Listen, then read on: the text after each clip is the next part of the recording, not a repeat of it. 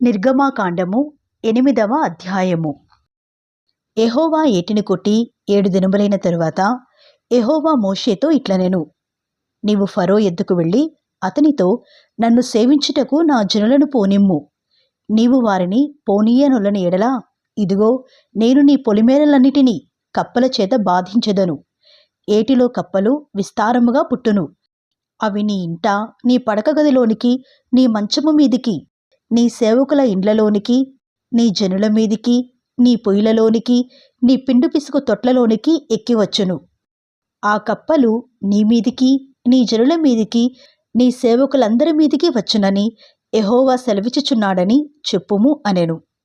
మరియు యెహోవా మోషేతో ఇట్లనెను, నీవు అహరోనును చూచి నీ కర్ర పట్టుకొని ఏటిపాయల మీదను, కాలువల మీదను, చెరువుల మీదను నీ చెయ్యి చాపి ఐగుప్తు దేశము మీదికి కప్పలను రాజేయుమని అతనితో చెప్పుమనగా, అహరోను ఐగుప్తు జలముల మీద తన చెయ్యి చాపెను. అప్పుడు కప్పలు ఎక్కివచ్చి ఐగుప్తు దేశమును కప్పెను. శకునగాండ్రు కూడా తమ మంత్రముల వలన అలాగు చేసి ఐగుప్తు దేశము మీదికి కప్పలను రాజేసిరి. అప్పుడు ఫరో మోషే అహరోనులను పిలిపించి, నా యొద్ద నుండి, నా జనుల యొద్ద నుండి ఈ కప్పలను తొలగించుమని యెహోవాను వేడుకునుడి. అప్పుడు యెహోవాకు బలి అర్పించుటకు ఈ ప్రజలను అగత్యముగా పోనిచ్చెదను అనెను. అందుకు మోషే, నన్ను గెలిచినట్టుగా నీవు అతిశయింపవచ్చును. ఈ కప్పల శేషము ఏటిలోనే ఉండునట్లును, అవి నీ మీదను నీ ఇండ్లలోనూ ఉండకుండా చంపబడినట్లును, నీ కొరకును, నీ సేవకుల కొరకును, నీ ప్రజల కొరకును నేనెప్పుడు వేడుకొనవలెనో చెప్పుము అని ఫరోను అడుగగా, అతడు రేపే అనెను. అందుకతడు, మా దేవుడైన యెహోవా వంటి వారెవరునూ లేరు అని నీవు తెలుసుకున్నట్లు నీ మాట చొప్పున జరుగును. అనగా కప్పలు నీ యొద్ద నుండియు, నీ ఇండ్లలో నుండియు, నీ సేవకుల యొద్ద నుండియు, నీ ప్రజల యొద్ద నుండియు తొలగిపోవును. అవి ఏటిలోనే ఉండును అనెను. మోషే అహరోనులు ఫరో యొద్ద నుండి బయలు వెళ్ళినప్పుడు యెహోవా ఫరో మీదికి రాజేసిన కప్పల విషయంలో మోషే అతని కొరకు మొర్రపెట్టగా, యెహోవా మోషే మాట చొప్పున చేసెను గనుక ఇండ్లలోనేమి, వెలుపలనేమి, పొలములలోనేమి కప్పలు ఉండకుండా చచ్చిపోయెను. జనులు వాటిని కుప్పలుగా వేసినప్పుడు భూమి కంపుకుట్టెను. ఫరో ఉపశమనము కలుగుట చూచి యెహోవా సెలవిచ్చినట్టు తన హృదయమును కఠినపరచుకొని వారి మాట వినకపోయెను. అందుకు యెహోవా మోషేతో, నీవు నీ కర్ర చాపి ఈ దేశపు ధూళిని కొట్టుము, అది ఐగుప్తు దేశమందంతటను పేలగునని అహరోనుతో చెప్పుమనగా, వారు అట్లు చేసిరి. అహరోను తన కర్రను పట్టుకొని చెయ్యి చాపి ఆ దేశపు ధూళిని కొట్టినప్పుడు పేలు మనుషుల మీదను, జంతువుల మీదను ఉండెను. ఐగుప్తు దేశమందంతటను ఆ దేశపు ధూళి అంతయు పేలాయెను. శకునగాండ్రు కూడా పేలను పుట్టించవలనని తమ మంత్రముల చేత అట్లు చేసిరిగాని అది వారి వలన కాకపోయెను. పేలు మనుషుల మీదను, జంతువుల మీదను ఉండగా శకునగాండ్రు, ఇది దైవశక్తి అని ఫరోతో చెప్పిరి. అయితే యెహోవా చెప్పినట్టు ఫరో హృదయము కఠినమాయెను. అతడు వారి మాట వినకపోయెను. కాబట్టి యెహోవా మోషేతో, నీవు ప్రొద్దున లేచి ఫరో ఎదుట నిలువుము. ఇదిగో అతడు ఏటి యొద్దకు పోవును. నీవు అతని చూచి, నన్ను సేవించుటకు నా ప్రజలను పోనిమ్ము. నీవు నా ప్రజలను పోనీయని ఎడల చూడుము, నేను నీ మీదికిని, నీ సేవకుల మీదికిని, నీ ప్రజల మీదికిని, నీ ఇండ్లలోనికి ఈగల గుంపులను పంపెదను. ఐగుప్తీయుల ఇండ్లును వారున్న ప్రదేశమును ఈగల గుంపులతో నిండియుండును.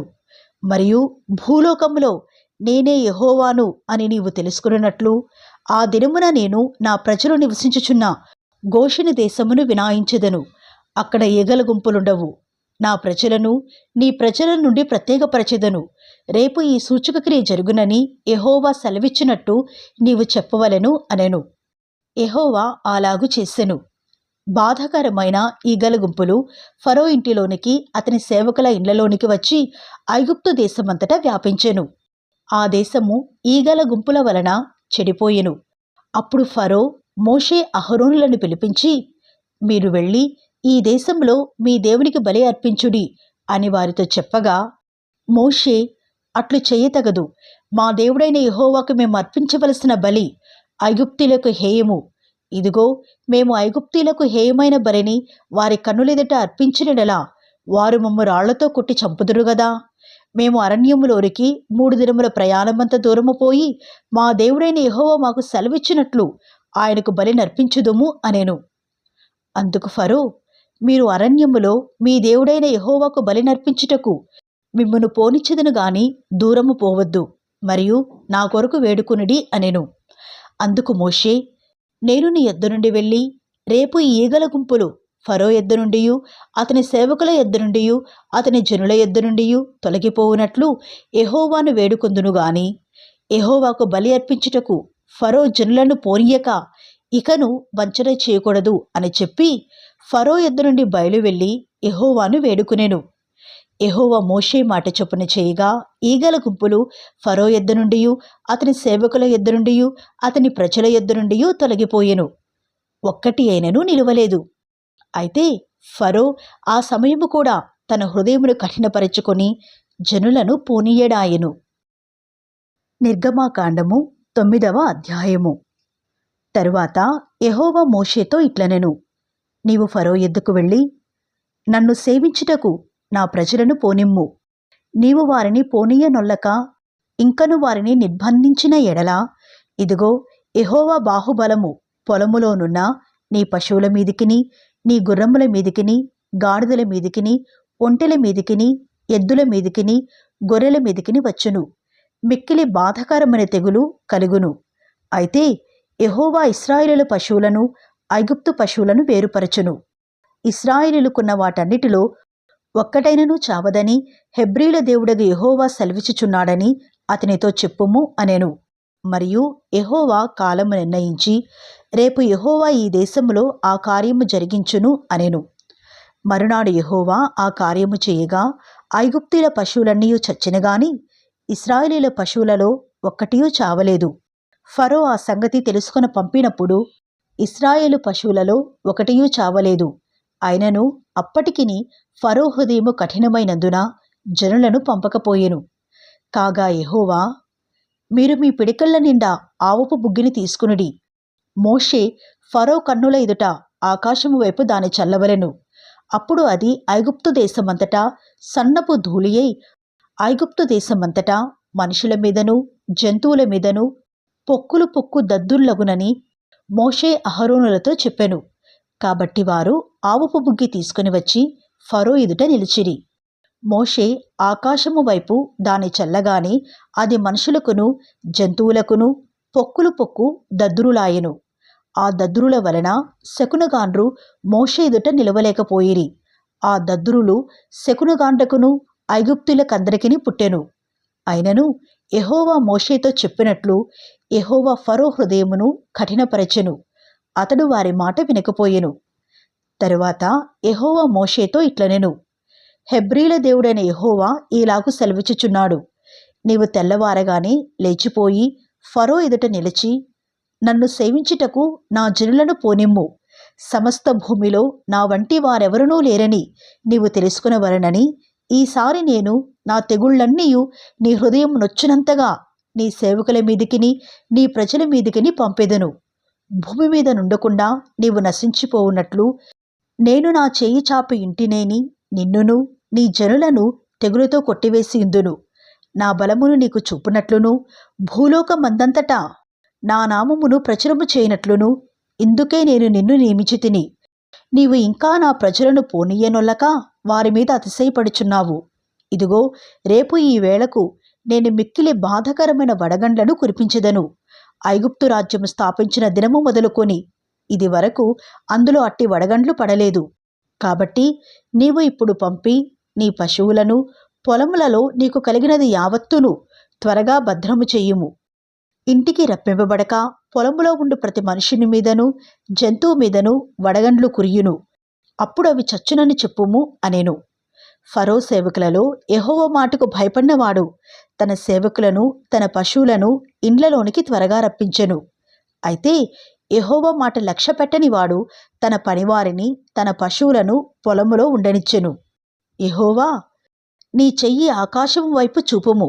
ఐగుప్తు దేశమందలి మనుషుల మీదను జంతువుల మీదను పొలముల కూరలన్నిటి మీదను వడగండ్లు ఐగుప్తు దేశమంతటా పడును అని మోషేతో చెప్పెను. మోషే తన కర్రను ఆకాశము వైపు ఎత్తినప్పుడు యెహోవా ఉరుములను వడగండ్లను కలుగజేయగా పిడుగులు భూమి మీద పడుచుండెను. యెహోవా ఐగుప్తు దేశము మీద వడగండ్లు కురిపించెను. అలాగు వడగండ్లును వడగండ్లతో కలిసిన పిడుగులును బహుబలమైన వాయెను. ఐగుప్తు దేశమందంతటను అది రాజ్యమనేది మొదలుకొని ఎన్నడూనూ అట్టివి కలుగలేదు. ఆ వడగండ్లు ఐగుప్తు దేశమందంతట మనుషులనేమి జంతువులనేమి బయటనున్నది యావత్తును నశింపచేసెను. వడగండ్లు పొలములోని ప్రతి కూరను చెడగొట్టెను, పొలములోని ప్రతి చెట్టును విరుగగొట్టెను. అయితే ఇశ్రాయేలీలున్న గోషెను దేశంలో మాత్రము వడగండ్లు పడలేదు. ఇది చూడగా ఫరో మోషే అహరోనులను పిలువనంపి, నేను ఈసారి పాపము చేసి ఉన్నాను. యెహోవా న్యాయవంతుడు, నేనును నా జనులను దుర్మార్గులము. ఇంత మట్టుకు చాలును. ఇకను బ్రహ్మాండమైన ఉరుములు వడగండ్లు రాకునున్నట్లు యెహోవాను వేడుకునుడి. మిమ్మును పోనిచ్చెదను, మిమ్మును ఇకను నిలుపనని వారితో చెప్పగా, మోషే అతని చూచి, నేను ఈ పట్టణము నుండి బయలు వెళ్ళగానే నా చేతులు యెహోవా వైపు ఎత్తెదను. ఈ ఉరుములు మానును, ఈ వడగండ్లును ఇక మీదట పడవు. అందువలన భూమి యెహోవాదని నీకు తెలియబడెను. అయినను నీవును నీ సేవకులను ఇకను దేవుడైన యెహోవాకు భయపడరని నాకు తెలిసియున్నది అనెను. అప్పుడు జనుప చెట్లు పువ్వులు పూసెను. యవల చేలు వెన్నులు వేసినవి గనుక జనుప యవల చేలును చెడగొట్టబడెను గాని గోధుమలు మిరప మొలకలు ఎదగనందున అవి చెడగొట్టబడలేదు. మోషే ఫరోను విడిచి ఆ పట్టణము నుండి బయలువెళ్ళి యెహోవా వైపు తన చేతులు ఎత్తినప్పుడు ఆ ఉరుములను వడగండ్లును నిలిచిపోయెను. వర్షము భూమి మీద కురియట మానెను.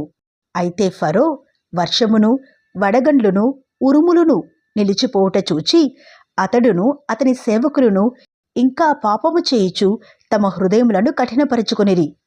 యెహోవా మోషే ద్వారా పలికినట్లు ఫరో హృదయము కఠినమాయెను. అతడు ఇశ్రాయేలీలను పోనీయకపోయెను. నిర్గమాకాండము 10వ అధ్యాయము.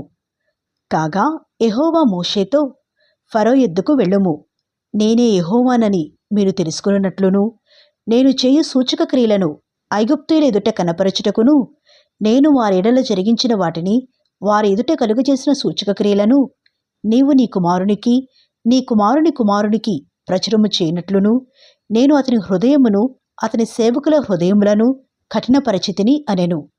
కాబట్టి మోషే అహరోనులు ఫరో యొద్దకు వెళ్ళి అతనిని చూచి ఇలాగు చెప్పిరి, హెబ్రీల దేవుడగు యెహోవా సెలవిచ్చినదేమనగా, నీవు ఎన్నాళ్ల వరకు నాకు లొంగనొల్లకయుందువు?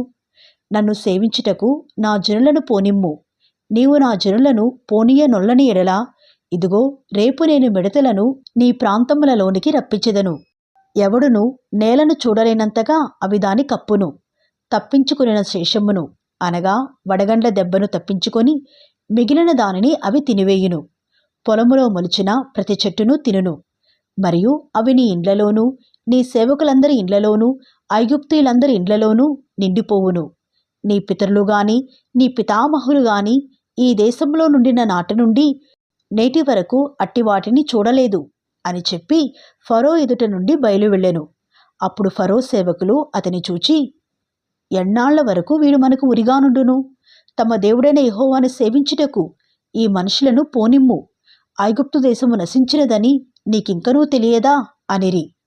మోషే అహరోనులు ఫరో యొద్దకు మరలా రప్పింపబడగా అతడు, మీరు వెళ్ళి మీ దేవుడైన యెహోవాను సేవించుడి. అందుకు ఎవరెవరు వెళ్ళుదురని వారిని అడిగెను. అందుకు మోషే, మేము యెహోవాకు పండుగ ఆచరింపవలెను గనుక మా కుమారులను మా కుమార్తెలను మా మందలను మా పశువులను వెంటబెట్టుకుని మా పిన్న పెద్దలతో కూడా వెళ్ళుదుము అనెను. అందుకతడు, యెహోవా మీకు తోడైండునా? నేను మిమ్మును మీ పిల్లలను పోనిచ్చెదనా? ఇదిగో మీరు దురాలోచన గలవారు. పురుషులైన మీరు మాత్రము వెళ్ళి యెహోవాను సేవించుడి. మీరు కోరినది అదే గదా అని వారితో అనగా ఫరో సముఖము నుండి వారు వెళ్ళగొట్టబడిరి. అప్పుడు యెహోవా మోషేతో, మిడతలు వచ్చినట్లు ఐగుప్తు దేశము మీద నీ చెయ్యి చాపుము. అవి ఐగుప్తు దేశము మీదికి వచ్చి ఈ దేశపు పైరులన్నిటినీ అనగా వడగండ్లు పాడు చేయని వాటినన్నిటినీ తినివేయును అని చెప్పెను. మోషే ఐగుప్తు దేశము మీద తన కర్రను చాపగా యెహోవా ఆ పగలంతయు ఆ రాత్రి అంతయు ఆ దేశము మీద తూర్పుగాలిని విసిరజేసెను. ఉదయమందు ఆ తూర్పుగాలికి మిడతలు వచ్చెను.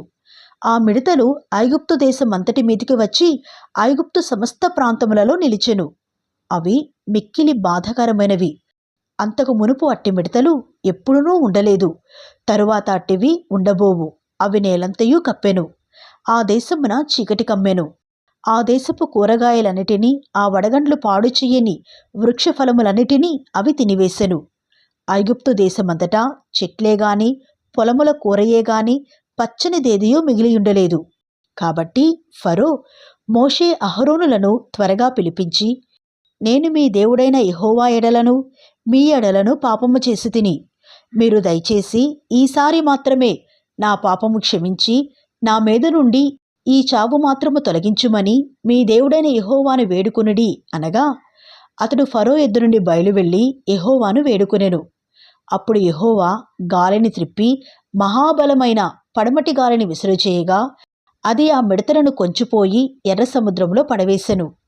ఐగుప్తు సమస్త ప్రాంతములలో ఒక్క మిడత అయినను నిలువలేదు. అయినను యెహోవా ఫరో హృదయమును కఠినపరచెను. అతడు ఇశ్రాయేలీయులను పోనీయడాయెను. అందుకు యెహోవా మోషేతో, ఆకాశము వైపు నీ చెయ్యి చాపుము. ఐగుప్తు దేశము మీద చీకటి చేతికి తెలియనంత చిక్కని చీకటి కమ్మును అనెను. మోషే ఆకాశము వైపు తన చెయ్యి ఎత్తినప్పుడు ఐగుప్తు దేశమంతయు 3 దినములు గాఢాంధకారమాయెను. 3 దినములు ఒకరినొకడు కనుగొనలేదు. ఎవడునూ తానున్న చోట నుండి లేవలేకపోయెను. అయినను ఇశ్రాయేలీయులకందరికీ వారి నివాసములలో వెలుగుండెను. ఫరో మోషేను పిలిపించి, మీరు వెళ్ళి యెహోవాను సేవించుడి. మీ మందలు మీ పశువులు మాత్రమే ఇక్కడ ఉండవలెను. మీ బిడ్డలు మీతో వెళ్ళవచ్చును అనగా, మోషే, మేము మా దేవుడైన యెహోవాకు అర్పింపవలసిన బలుల నిమిత్తమును హోమార్పణల నిమిత్తమును నీవు మాకు పశువులను ఇయ్యవలెను. మా పశువులను మాతో కూడా రావలెను. ఒక డెక్క ఏనును విడువబడదు. మా దేవుడైన యెహోవాను సేవించుటకు వాటిలో నుండి తీసుకొనవలెను. మేము దేనితో యెహోవాను సేవింపవలెనో అక్కడ చేరక మునుపు మాకు తెలియదు అనెను. అయితే యెహోవా ఫరో హృదయమును కఠినపరపగా అతడు వారిని పోనీయనొల్లక యుండెను. గనుక ఫరో, నా ఎదుట నుండి పొమ్ము, భద్రము సుమి, నా ముఖము ఇకను చూడవద్దు. నీవు నా ముఖమును చూచు దినమున మరణమవుదువు అని అతనితో చెప్పెను. అందుకు మోషే, నీవన్నది సరి, నేనికను నీ ముఖము చూడను అనెను.